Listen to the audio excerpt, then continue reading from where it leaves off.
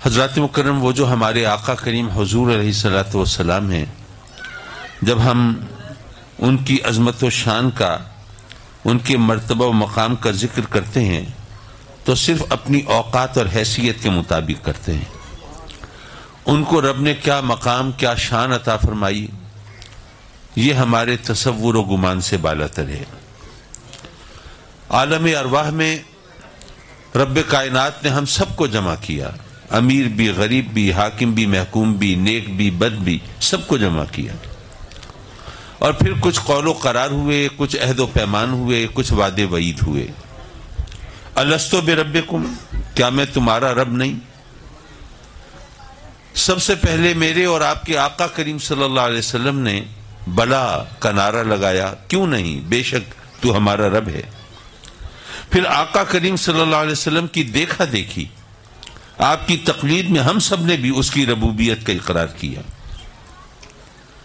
اب جب انسان عالم ارواح سے عالم اجسام میں آتا ہے، عالم امر سے عالم خلق میں آتا ہے، عالم بالا سے عالم زیری میں آتا ہے، یہاں پر اس عالم کی کچھ مجبوریاں ہیں، یہاں اس کی آنکھوں پر حجاب ہے، اس کے نگاہوں کے سامنے نقاب ہے، اس کے لاشعور میں ایک گونج ہے، کسی کو رب مانا تھا، کسی کی الوہیت کا اقرار کیا تھا، لیکن یہاں کی مجبوریوں کی وجہ سے اس تک نگاہ کی رسائی نہیں ہے، اس کو دیکھنا ممکن نہیں ہے، لیکن اس کے اندر ایک کھوج ہے، تلاش کا جذبہ ہے، وہ ہستی کہاں ہے جس کو اپنا رب مانا تھا۔ یہ خلش اور یہ کسک اس کو لے کے نکلتی ہے تلاش میں۔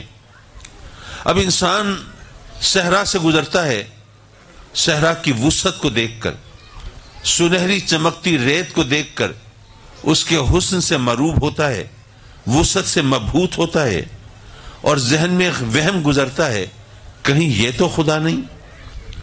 اتنے میں پہاڑوں پر نظر پڑتی ہے، سوچتا ہے وہ پست ہے، یہ بلند ہیں، وہ ریت اور مٹی، یہ پتھر، اور یہ اس میں ہیبت ہے، اس میں جلال ہے، اس میں طاقت ہے، اور سجدہ طاقت کو ہوتا ہے، تو یہی خدا ہوگا، یہی معبود ہوگا۔ وہ بلند و بالا، سر بلند پہاڑوں کے، پتھروں کے سامنے سجدہ ریز ہو جاتا ہے۔ پھر اس کا مشاہدہ اس کو بتاتا ہے کہ آگ پتھر کو بھی پگھلا دیتی ہے۔ وہ سوچتا ہے آگ کی طاقت پتھر سے زیادہ ہے، پھر آگ کی پوجا ہونی چاہیے، اس کی پرستش ہونی چاہیے۔ وہ آگ کے سامنے عبادت میں مشغول ہو جاتا ہے۔ پھر وہ دیکھتا ہے کہ پانی آگ کو بھی بجھا دیتا ہے، اور جب سمندر سے گزرتا ہے تو سوچتا ہے اس قدر بے حد و بے حساب پانی، یہ بے شمار پانی، ارے آگ کتنی بھی ہو اس پانی کے سامنے تو نہیں ٹھہر سکتی، تو پھر پانی کی طاقت آگ سے بڑھ کر ہے، وہ خدا ہوگا، وہ معبود ہوگا۔ وہ وہاں پر سجدہ ریز ہو جاتا ہے۔ پھر جب 14ویں کا چاند چڑھتا ہے تو سمندر کے سینے بھی مد و جزر پیدا ہو جاتا ہے، اضطراب کی کیفیت ہوتی ہے، سمندر کی موجیں بے قابو ہو کر ساحل پہ چڑھ دوڑتی ہیں۔ وہ دیکھتا ہے کہ چاند اتنی دور سے سمندر پہ حاوی ہو گیا ہے، غالب آ گیا ہے، تو پھر چاند کی طاقت کا عالم کیا ہے؟ وہ کہتا ہے نہیں، یہی خدا ہے۔ وہ اس کے آگے سجدہ ریز ہو جاتا ہے۔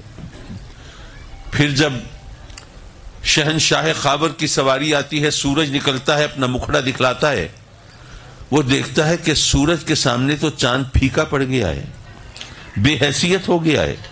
جو خیرگی، جو چمک دمک، جو حدت اور شدت سورج میں ہے، وہ چاند کے اندر تو دور دور تک اس کا کوئی پتہ نہیں۔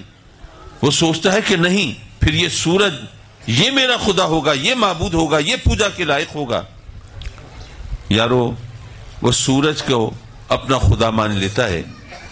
پھر اسے پتہ چلتا ہے کہ ایک ہستی ایسی بھی ہے کہ آج تک میں نے جس جس کو سجدے کیے ہیں وہ سب اس کے اشارہ چشم و ابرو کے منتظر رہتے ہیں۔ میں نے پتھروں کو خدا مانا تھا، پتھر اس کے نام کا کلمہ پڑھتے ہیں۔ میں نے آگ کی پوجا کی تھی، آگ اس کے قرب سے بجھنے لگتی ہے۔ میں نے پانی کو خدا مانا تھا، اور پانی اس کی انگلیوں سے جاری ہو جاتا ہے۔ میں نے چاند کے آگے سر جھکایا تھا، چاند اس کے اشارے پہ دو لخت ہو جاتا ہے۔ میں نے سورج کی عبادت کی تھی، سورج اس کے بلاوے پر الٹے پاؤں چلا آتا ہے۔ تو اس کی عقل نے، اس کی خرد نے اس کو سبق دیا کہ نہیں، وہی خدا ہوگا، وہی معبود ہوگا، وہی پوجا کے لائق، وہی پرستش کے قابل، ارے اسی کے بارگاہ میں جھکنا ہے۔ لیکن یارو، جب اس کی عبادت کا تصور یہ دل میں بسا کے اور اس کے سجدے کا خیال سر میں سجا کے جب اس بارگاہ میں پہنچتا ہے تو محو حیرت رہ جاتا ہے۔ کیا عجیب منظر اس کی آنکھوں کے سامنے ہے۔ جس کی عبادت کرنے آیا ہے وہ تو خود عبادت میں مشغول ہے، جس کو سجدہ کرنے کا خیال لے کے آیا ہے وہ تو خود سجدہ ریز ہے۔ تو پھر اس پر یقین و آگہی کے دروازے کھلتے ہیں۔ وہ سوچتا ہے کہ نہیں، جس ہستی کو یہ خدا مانتا ہے اس کے علاوہ کوئی اور خدا نہیں ہو سکتا۔ کیا بات، کیا بات۔ حضرات مکرم، تاریخ شاہد ہے، ماننے والوں نے پہلے مصطفیٰ کو مانا ہے، بعد میں خدا کو مانا ہے۔ بے شک۔ حضرات محترم، یہاں پر انسان کے لیے بھی یہ سبق تھا کہ انسان جو اشرف المخلوق، تمام کائنات میں اعلیٰ و ارفع، مخدوم کائنات، یہ پہلے کبھی جانوروں کی پوجا کر رہا ہے، کبھی پتھروں کی پرستش کر رہا ہے، کبھی درختوں کے آگے سر جھکا رہا ہے، کبھی آگ کو خدا مان رہا ہے، کبھی چاند اور سورج کو معبود تصور کرتا ہے۔ یارو، اس پر یقین و آگہی کے دروازے کھلے تو آقا کریم کی بارگاہ میں پہنچ کر کھلے۔ اور یہاں پر ایک بات اور بھی سمجھیے، میرے آقا کریم صلی اللہ علیہ وسلم جس علاقے میں، جس ماحول میں تشریف فرما ہوئے، مکے میں بعثت ہوئی ہے نا، اور وہاں بتوں کی پوجا ہوتی۔ اور یہ بھی یاد رکھیے کہ بت پرستی سے بڑھ کر خدا کے تصور کی توہین نہیں ہو سکتی۔ شاید اس بات کو آپ نے اس انداز سے نہ سمجھا ہو، میں عرض کرتا چلوں۔ دیکھیے، ہم سب مسلمان ہیں اور ہم سب کو خدا چاہیے، خدا کا ساتھ چاہیے۔ اب وہ تو اس کی شان ہے، کوئی یہ نہیں کہہ سکتا کہ اگر خدا میرے ساتھ ہے تو تیرے ساتھ کیسے ہو سکتا ہے، وہ اس کے بارے میں تو کوئی ایسی حد بندی نہیں کی جا سکتی نا۔ لیکن جو لوگ بتوں کی پوجا کرتے ہیں، اب ان کو بھی تو ہر ایک کو خدا چاہیے۔ اپنے گھر میں، اپنے گھروں میں وہ جگہ بناتے ہیں جہاں پہ وہ بت رکھتے ہیں، ان کی آرتی اتارتے ہیں، پھول چڑھاتے ہیں، اور وہ ان کی عبادت کرتے ہیں، اشلوک پڑھتے ہیں، بھجن گاتے ہیں، پرارتھنا کرتے ہیں، اپنے حساب سے اس کی عبادت کرتے ہیں۔ تو ہر ایک کو اپنے گھر میں خدا چاہیے، اور خدا پتھروں کا بنا ہوا بت ہے۔ اب ہر ایک تو سنگ تراش نہیں ہے، ہر ایک تو بت کو تراش خراش کر، اس کو رگڑ کر، گھس کر ایک مخصوص شکل دینے کی قدرت نہیں رکھتا۔ سنگ تراشی تو ایک فن ہے نا، تو ہر ایک کو تو یہ فن نہیں آتا، ہر ایک وہ بت نہیں بنا سکتا، ہر ایک وہ خدا کو تراش خراش کے مراحل سے گزار کر وہ شکل نہیں دے سکتا۔ لیکن خدا تو ہر ایک کو چاہیے، تو جو خود نہیں بنا سکتے وہ کیا کریں گے؟ ظاہر ہے وہ بازار میں جائیں گے، سنگ تراش کی دکان پر، بت فروش کی دکان پر، اس سے خدا خرید کے لائیں گے۔ تو یارو، جب خدا برائے فروخت ہو تو اس سے بڑھ کر خدا کی توہین اور کیا ہو سکتی ہے؟ اور اس کو بات یہیں تک نہیں ہے، تھوڑا اور آگے سوچئے۔ فرض کیجئے ایک سفید پوش شخص ہے، وہ اپنا خدا خریدنے جاتا ہے بت فروش کی دکان پر، اس کو ایک بت نظر آتا ہے، بڑا قیمتی پتھر ہے، بڑا خوبصورت ترشا ہوا ہے اور بڑا حسین و جمیل ہے، اور دیکھتے ہی دل مچلنے لگتا ہے مجھے تو یہی خدا چاہیے۔ اب اس کی قیمت پوچھتا ہے، وہ اس کی دسترس سے بہت آگے ہے۔ اب بیچارہ پریشان ہو کے، مجبور ہو کے کہتا ہے کہ نہیں، یہ تو بہت مہنگا ہے، مجھے کوئی سستا خدا دے دو۔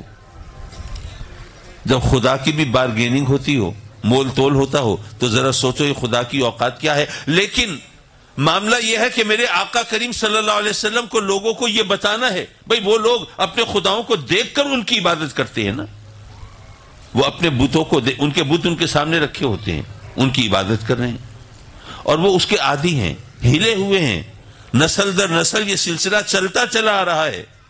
اب ذرا سوچئے کہ جو لوگ اپنے خداؤں کو دیکھ کر ان کی عبادت کرنے کے عادی، میرے آقا کریم کو ان سے یہ منوانا ہے کہ جو دکھائی دیتے ہیں یہ کچھ نہیں، اور جو دکھائی نہیں دیتا وہی سب کچھ ہے۔ یہ کوئی آسان کام ہوگا؟ ظاہر ہے اتنا آسان تو نہیں ہوگا۔ اچھا، بات صرف اتنے دکھائی نہ دینے کی نہیں، بلکہ بات کچھ اور آگے چلتی ہے۔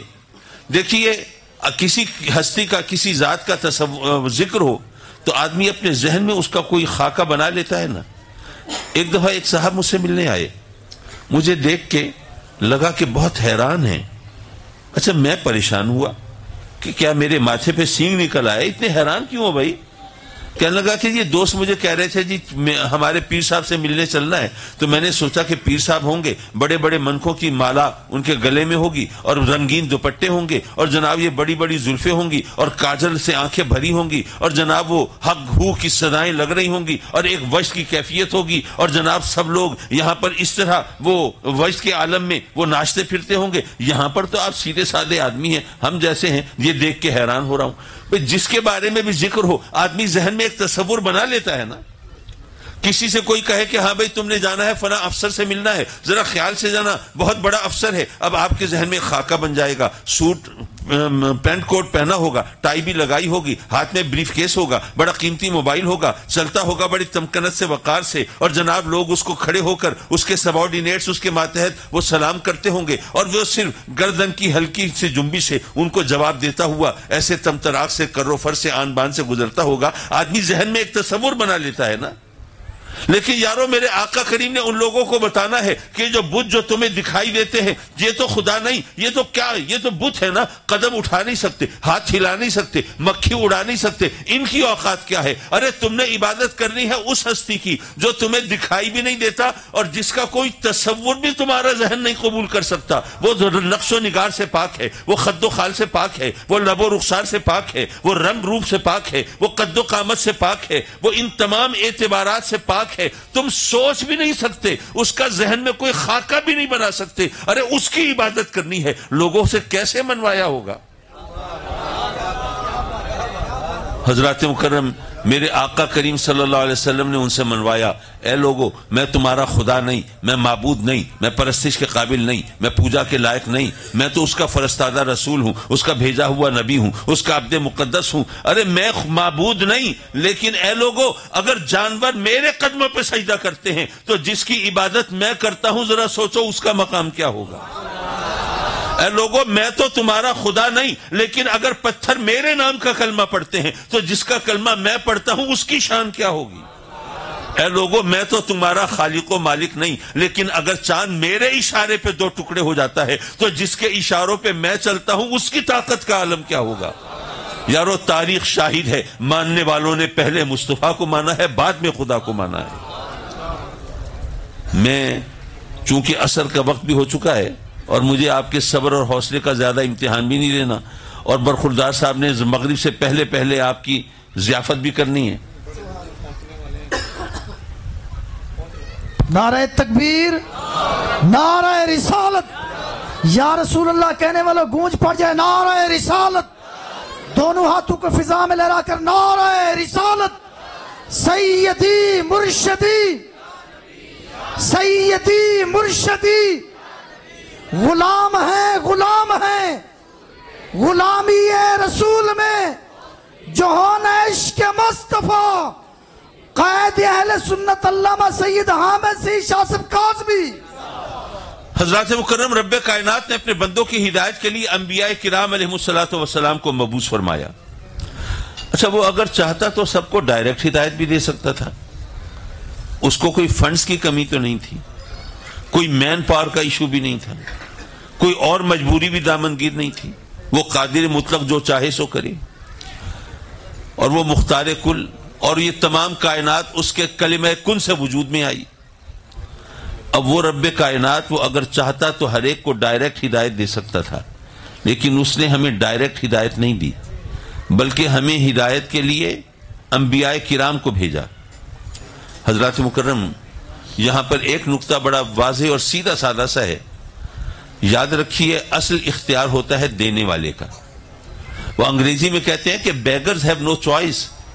جو بھکاری ہوتے ہیں ان کو انتخاب کا حق نہیں ہوتا, وہ نہیں کہہ سکتے جی میں بھیک میں یہ لوں گا اور یہ نہیں لوں گا, ان کو تو جو دے دیا جائے اسی پر اکتفا کرنا ہے. اصل اختیار دینے والے کا ہوتا ہے, لینے والا تو بھکاری ہے, وہ تو معذور ہے, وہ تو ضرورت مند ہے. اختیار ہے دینے والے کا, اور دینے والا قادر مطلق ہو, دینے والا مختار کل ہو تو اس کی طاقت کا عالم کیا ہوگا. اب ذرا سوچئے، وہ جو قادر مطلق ہے وہ اپنی تمام تر قدرت و اختیار کے باوجود ہدایت جیسی چیز، اصل چیز ہدایت ہے نا، کیونکہ ہدایت مانگنے کا تو اس نے خود ہمیں حکم دیا ہے، تو ہدایت جیسی چیز بھی وہ ڈائریکٹ نہیں دیتا، انبیاء کے ذریعے دیتا ہے۔ وہ قادر ہو کر یارو ڈائریکٹ دیتا نہیں، ہم عاجز اور مجبور ہو کر ضد کرتے ہیں، نہیں ہم تو لیں گے تو ڈائریکٹ ہی لیں گے، تو اس کو حماقت اور بے وقوفی کے سوا اور کیا کہا جا سکتا ہے؟ کیا بات، بھئی یہ سوچنے کی بات ہے نا، وہ قادر ہو کر ڈائریکٹ نہیں دیتا، ہم عاجز ہو کر ڈائریکٹ لے کیسے سکتے ہیں؟ اس نے انبیاء بھیجے ہماری ہدایت کے لیے، اب نبی آئے لیکن ہمارے لیے مسئلہ، اگر فاران کی چوٹیوں سے میرے آقا کریم کی صدا آتی ہے میں اللہ کا نبی، ادھر قادیان کے جنگلوں میں بھی کوئی بول رہا ہے میں بھی نبی، اب کیسے پہچانے؟ پتہ کیسے چلے؟ کیسے خبر ہو کہ یہ اللہ کا سچا نبی ہے، ان کی غلامی کرنی ہے، ان کا کلمہ پڑھنا ہے، ان کے احکام ماننے ہیں، اور یہ جھوٹا نبی ہے اس پہ لعنت بھیجنی ہے؟ تو ہمیں بتایا گیا کہ یاد رکھو جو سچا نبی ہے معجزہ دکھائے گا، جھوٹا نبی کبھی معجزہ نہیں دکھا سکتا، جھوٹا نبی کبھی معجزہ نہیں دکھا سکتا، معجزہ نبی کی پہچان ہے۔ میں اپنی گفتگو کے آخری لمحات میں ہوں کیونکہ بھائیوں قبلہ بھی غالباً تشریف لا چکے ہیں، تو اس لیے یہ میری بات ذرا تھوڑی سی توجہ سے سن لیجئے تاکہ میں آپ کی جان چھوڑ دوں۔ معجزہ نبی کی پہچان ہے۔